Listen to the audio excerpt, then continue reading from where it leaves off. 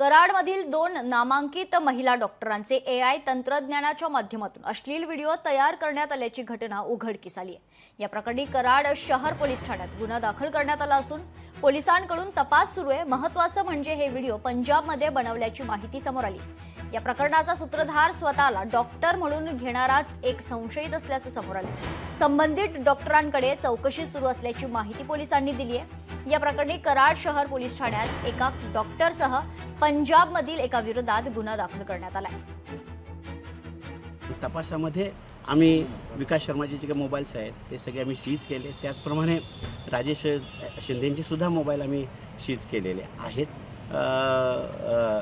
आणि त्यातून प्रूव्ह होते की राजेश शिंदेंनी त्यांना ते जे करायला लावलेले आहे। आता हे कशासाठी करायला लावलं, का करायला लावलं ह्याचा आम्ही तपास करतोय आणि याच्यामध्ये आम्ही लवकरात लवकर चार्जशीट पाठवतोय। एआयचा वापर व्हायला पाहिजे, पण तो वापर कशा पद्धतीनं, कुठल्या पद्धतीनं व्हायला पाहिजे, किती व्हायला पाहिजे किंवा कुठल्या लेवलला जाऊन व्हायला पाहिजे, याचे जे जसे रूल्स असतात, कायदे असतात ते यायला पाहिजे, ते तेवढ्या फास्ट येईना झालेत।